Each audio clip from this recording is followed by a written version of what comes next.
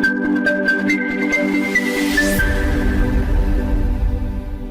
PLAB की इस tax update series में आपका स्वागत है। 22 मार्च 2020 को पूरी कंट्री में लॉकडाउन हुआ और उस वजह से हम कुछ कंप्लाइंस को लास्टली पूरा नहीं कर पा रहे थे, तो मिनिस्ट्री ने ड्यू डेट्स को एक्सटेंड किया है। उसी एक्सटेंशन को हम देखेंगे कि किस रिटर्न को कितना एक्सटेंड किया गया है, किस कंप्लाइंस को। तो सबसे पहले देखते हैं GSTR 3B को। GSTR 3B को मिनिस्ट्री ने 3 पार्ट में बांट दिया है। या तो आपकी टर्नओवर 1.5 करोड़ तक है, 1.5 करोड़ से 5 करोड़ और फिर अबव 5 करोड़। तो जो अगर आपकी 3B आपकी turnover in preceding year up to 1.5 crore है, तो अर्लियर जो आपकी डेट थी फैब की वो थी 22 और 24 मार्च, जिसे 30 जून कर दिया गया है। मार्च के लिए थी 22 और 24 अप्रैल, जिसे 3 जुलाई कर दिया गया है। अप्रैल 2020 की जो ड्यू डेट थी 22 और 24 मई, जिसे 6 जुलाई 2020 कर दिया गया है। और मई के लिए जो डेट थी वो थी 22 और 24 जून। एज पर आपकी लोकेशन के हिसाब से इन्होंने पहले भी सेग्रीगेट किया था, उसको अब कर दिया गया है 14 जुलाई। अब नंबर 2 पे आते हैं। अगर आपकी टर्नओवर 1.5 करोड़ से 5 करोड़ तक है, तो भी आपके लिए जो डेट थी फैब के लिए थी 22 और 24 मार्च, वो अब कर दिया गया है 29 जून।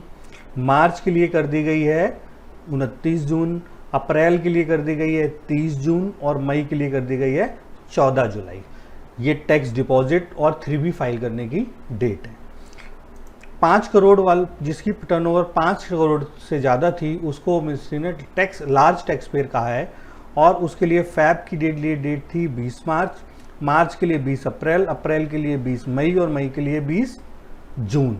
उसको देखिए, फैब के लिए कर दिया गया है 24 जून, मार्च के लिए कर दिया गया है 24 जून, अप्रैल के लिए कर दिया गया है 24 जून और मई के लिए कर दिया गया है 27 जून। तो इसमें ज़्यादा चेंजेस नहीं हो। और ये जून का महीना बहुत इंपॉर्टेंट है, बहुत सारे कंप्लाइंसेस आपको इस जून के अंदर कंप्लीट करने हैं, नहीं तो आपको फिर पेनल्टी लेट फीस अट्रैक्ट हो जाएगी। ठीक है। 3B के बाद अब आते हैं हम GSTR 1 के लिए। अगर आपकी turnover up to turnover 1.5 crore थी, तो उनके लिए रिटर्न जो जाती थी वो क्वार्टरली की भी ऑप्शन थी। तो फैब और मार्च का क्वार्टर ख़त्म हो रहा था 31 मार्च 2020 को, पर उसको फाइल करना था हमें 30 अप्रैल 2020 तक। पर कोविड के कारण आप जानते हैं कि काम नहीं हो पा रहा था, तो फिर इसको एक्सटेंड करके क्या कर दिया गया है 30 जून, जो क्वार्टर एंड हो रहा था मार्च में। बट जो अप्रैल मई जो 20-21 का फाइनेंशियल ईयर का क्वार्टर था, अप्रैल मई और जून, ये अभी जून में एंड होगा और आपको भरना है इसको 31 जुलाई 2020 तक। वहीं हम बात करें जिनकी टर्नओवर 1.5 करोड़ से ज़्यादा है, उनके लिए फैब का जो क्योंकि 1.5 करोड़ से ऊपर वालों के लिए मैंडेटरी है कि वो GSTR 1 मंथली बेसिस पे फाइल करें। तो फैब 2020 का जो इनको GSTR 1 था वो 11 मार्च को करना था। तो वो फैब का तो 11 मार्च, क्योंकि एक्सटेंशन जो लगा था 22 मार्च से लगा था लॉकडाउन, तो वो डेट लीगल ही चुकी थी, तो वो तो एक्सटेंशन करने का कोई रीज़न ही नहीं था। मार्च की डेट अप्रैल में पड़ती तो उसको 30 जून कर दिया गया। अप्रैल की 11 मई थी तो उसे 30 जून कर दिया गया और मई की 11 जून थी तो उसे 30 जून कर दिया गया। ठीक है। तो GSTR 1 में भी राहत दी गई है।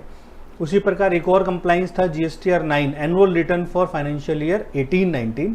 इसकी डेट कई बार चेंज हुई है, पहले 31 मार्च थी, फिर 30 जून भी हुई, फिर अभी जो लेटेस्ट डेट इसकी आई है 30 जून 2020 है फॉर द एनुअल रिटर्न 9 और 9C for the financial year 18-19। ठीक है। ये तो हमारी GST की कुछ डेट्स थी। अब आ जाते हैं हम ITR पे।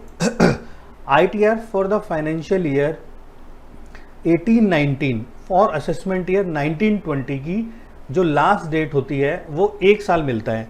1 साल का मतलब है इसे हमें 31 मार्च 2020 तक फाइल करना था, पर क्योंकि 22 मार्च से तो लॉकडाउन था, तो इसको भी एक्सचेंज करके क्या कर दिया गया है 30 जून तक। ठीक है। अब financial year ITR for the financial year 19-20 जो कि अभी रिसेंटली कंप्लीट हुआ, और असेसमेंट ईयर 2021 के लिए अगर आप ऑडिटेबल केस हैं, मतलब आपकी अगर आप ऑडिट किसी भी लॉ में अगर आपकी ऑडिट होती है, तो आपकी जो ऑडिट है उसकी डेट 31 अक्टूबर 2020 थी पहले। पहले ये 30 सितंबर हुआ करती थी, इसको एक्सटेंड करके 31 अक्टूबर किया गया था, अब वो 30 नवंबर हो गई है। और नॉन ऑडिट केस के लिए आईटीआर की डेट 31 जुलाई थी, जो कि अब वो भी 30 नवंबर हो गया, तो इसमें भी थोड़ी राहत दी है आईटीआर की डेट। अब जो टैक्स ऑडिट थी फॉर द फाइनेंशियल ईयर 1920 और असेसमेंट ईयर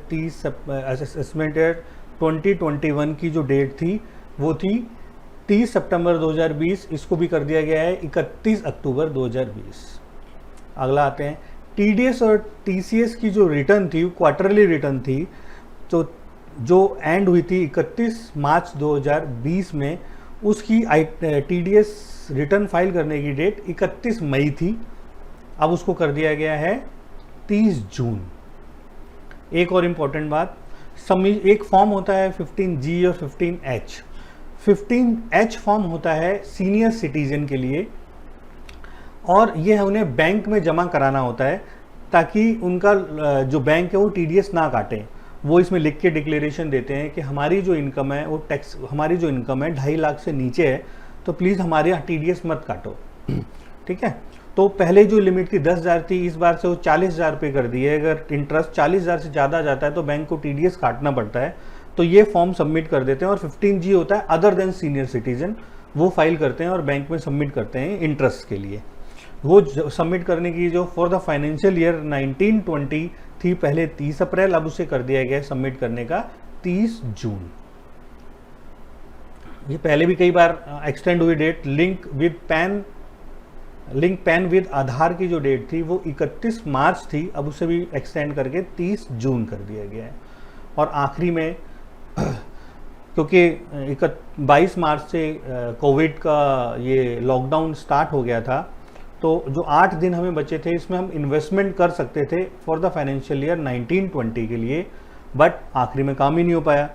और इसको इन्वेस्टमेंट करने की डेट 31 मार्च थी, जिसको भी गवर्नमेंट ने एक्सटेंड करके 30 जून 2020 कर दिया है। किस सेक्शन में? 80C, 80D और 80G में। ठीक है, तो ये सारी डेट्स बढ़ी हैं, इसके अकॉर्डिंग आप अपने शेड्यूल को प्लान कर सकते हैं। जून का महीना बहुत ज़्यादा इम्पॉर्टेंट है सारे कंप्लाइंस के लिए, क्योंकि अगर कंप्लाइंस पूरे नहीं होंगे तो फिर आपको लेट फीस अट्रैक्ट हो सकती है। तो ये सारी जो डेट्स हैं आपको ध्यान रखें, ये मंथ को कैलेंडर बनाएं पूरा जून मंथ को, और उसके अकॉर्डिंग काम करें। Thank you so much. अगर आपकी कोई क्वारी है तो कमेंट बॉक्स में डाल सकते हैं, और आप अगर इसको हमारे चैनल को लाइक और सब्सक्राइब करेंगे तो हमें मोटिवेशनल थॉट आएगी और हम और भी अच्छी वीडियो आपके लिए बना पाएंगे। Thank you so much.